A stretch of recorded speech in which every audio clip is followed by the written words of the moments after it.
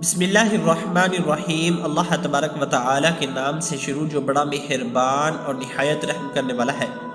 پھر دوستو، بحیثیت مسلمان ہمارا ایمان اور عقیدہ ہے کہ اللہ پاک نے نیک لوگوں کے لیے جنت اور گناہ گار کے لیے جہنم کو پیدا فرمایا۔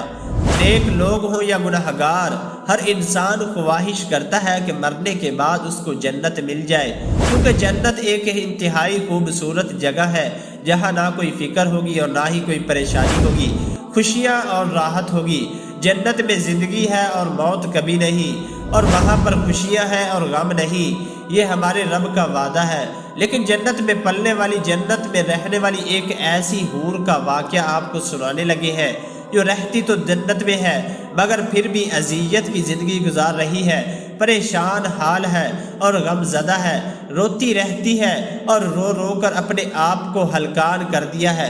پیارے دوستو، اس ویڈیو کو شیئر کرنے کا مقصد یہ ہے کہ مسلمانوں میں جنت میں جانے کا ذوق و شوق پیدا ہو سکے۔ معراج کی شب تھی اور سارا عالم بالا رسول اللہ صلی اللہ علیہ وآلہ وسلم کی خیر مقدم کے لیے موجود تھا۔ امیدوں کے ہجوم سے گزرتے ہوئے عالم ملکوت کا معائنہ فرمایا، اور پھر جب گشت کے لیے باغ فردوس کی طرف بڑھے تو مرحبا کہنے کے لیے ہر طرف حور غلمان کی صفحہ موجود تھی۔ چنانچہ حضرت جبرائیل علیہ السلام قدم قدم پر ہم رکاب تھے، جنت کی سیر کرتے ہوئے ایک مقام سے گزر رہے تھے کہ رسول اللہ صلی اللہ علیہ وآلہ وسلم کی چشم اقدس ایک غمگین حور پر پڑی جو ایک درخت کی ٹہنی تھامے ہوئے رو رہی تھی۔ رسول اللہ صلی اللہ علیہ وآلہ وسلم کو بڑا تعجب ہوا، اور حضور اکرم صلی اللہ علیہ وآلہ وسلم نے حضرت جبرائیل علیہ السلام سے فرمایا کہ دریافت کرو یہ حور کیوں رو رہی ہے، جنت کی عیش و آرام میں اسے کون سا غم لاحق ہو گیا ہے۔ حضرت جبرائیل علیہ السلام نے اس سے قریب ہو کر پوچھا، کیا تجھے معلوم نہیں کہ سلطان کونین صلی اللہ علیہ وآلہ وسلم جنت میں تشریف فرما ہے؟ جواب دیا کہ معلوم ہے، جب ہی تو غمگین فریادیوں کی طرح اپنا حال بنا رکھا ہے، اس کی نگاہ رحمت میرے اوپر پڑے اور وہ میرا حال دریافت کرے۔ حضرت جبرائیل علیہ السلام نے ارشاد فرمایا، تجھے مبارک ہو، انہوں نے تیرا حال دریافت کرنے کے لیے بھیجا ہے۔ جواب کے انتظار میں رسول اللہ صلی اللہ علیہ وآلہ وسلم کی سواری رکی ہوئی ہے۔ انہوں نے اپنی آنکھوں کے آنسو آجل میں جذب کرتے ہوئے کہا، سرکار صلی اللہ علیہ وآلہ وسلم کو میں اپنے غم کے درد انگیز کہانی خود سناؤں گی۔ باریاب ہونے کی اجازت ملتے ہی وہ حضور اکرم صلی اللہ علیہ وآلہ وسلم کی بارگاہ کے اندر حاضر ہوئی اور جھک کر سلام عرض کیا اور اپنی سرگش سنانا شروع کر دی۔ یا رسول اللہ صلی اللہ علیہ وآلہ وسلم، اللہ کا لاکھ لاکھ شکر ہے کہ اس نے جنت کی حوروں میں مجھے حسن و جمال کی ملکہ بنا دیا۔ آٹھوں جنتوں میں میری طلعت اور زیبائی کا کوئی حریف نہیں۔ اگر میں بے نقاب ہو جاؤں تو دیکھنے والوں کی آنکھیں خیرہ ہو جائے اور جنت میں دوپہر کا اجالا پھیل جائے۔ یا رسول اللہ صلی اللہ علیہ وآلہ وسلم، ایک دن کا واقعہ ہے، اچانک میرے دل میں خیال گزرا کہ قیامت کے دن ساری حوریں کسی نہ کسی بندہ مقبول کے حوالے کر دی جائیں گی۔ عالم الہی میں میرا بھی کوئی جوڑا ضرور مقرر ہوگا جس کی رفاقت سے مجھے دائمی زندگی گزارنی ہے۔ یہ خیال آگے بڑھتے بڑھتے ایک آرزو کی صورت کے اندر تبدیل ہو گیا، یہاں تک کہ جنت کی ایک خوشگوار سحر کے وقت میں نے اللہ رب العزت کی بارگاہ میں یہ التجا پیش کی کہ الہ العالمین، تیری رحمت اور احسان کے آگے میری پیشانی ہمیشہ کے لیے خم رہے گی۔ تو نے مجھے حسن کی بے مثال خلقتوں سے سرفراز کیا۔ الہ العالمین، مدت سے ایک آرزو سینے میں مچل رہی ہے کہ عرصہ قیامت میں اپنے جس بندہ مقرب کے حوالے تو مجھے کرے گا، ذرا اس کی ایک جھلک مجھے بھی دکھلا دے، کم از کم یہ تو دیکھ لوں کہ میرا جوڑا کیسا ہوگا۔ رحمتوں کا دربار جوش میں تھا، پر یہ میری التجا قبول ہو گئی اور حکم ہوا کہ سامنے جو آئینہ رکھا ہے اسے ایک نظر دیکھ لے، اس پر تیرے جوڑے کی جھلک نظر آئے گی۔ یا رسول اللہ صلی اللہ علیہ وآلہ وسلم، میں ارمان اور شوق میں ڈوبی ہوئی آئینے کی طرف بڑھی ہی اور میرے قدم خوشی سے زمین پر نہیں پڑ رہے تھے کہ آج عالم جاوید کی محبوب ترین ساجد کو دیکھنے کے لیے جا رہی ہوں۔ جو نہیں نگاہ اٹھی تو دل پر ایک بجلی گری اور آرزوؤں کا سارا خیمن جل گیا۔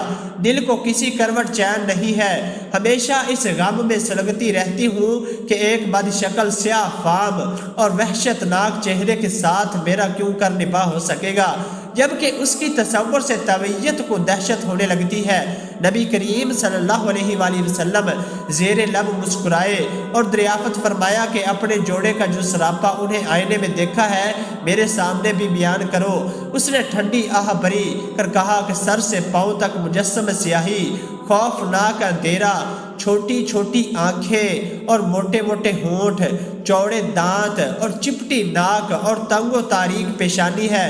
قد و قامت میں بھی بالکل بے ڈھنگا، چشمہ نور میں نکلی ہوئی چاندنی اور گلو گل لالا کی بہاروں کے ساتھ اس وحشت ناک مجسم کا پیوند کیوں کر جوڑا جا سکتا ہے؟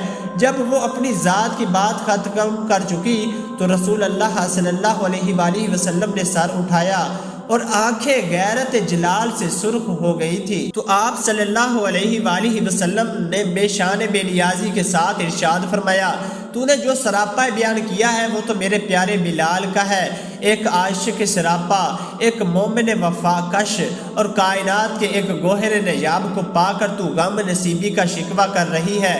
کیا تجھے معلوم نہیں کہ بلال میرا عاشق مجسم ہے؟ میں نے اپنی پلکوں کے سائے میں اسے پناہ کی جگہ دی ہے، اور سن لے میرا بلال بارگاہ یزدانی میں تقرب کی اس مسند امتیاز پر فائز ہے کہ فردہ قیامت میں اس کے جسم کی سیاہی حوران حور کی رخساروں پر تل کر تقسیم کر دی جائے گی۔ آتش گدا عشق میں وہ نکھرا ہوا سونا جس نے محبت کی شیختگی میں دونوں جہاں سے منہ پھیر لیا، وہ حسن مجرد کا تماشائی بے فردوس کا حسن کیوں کر خاطر ملائے۔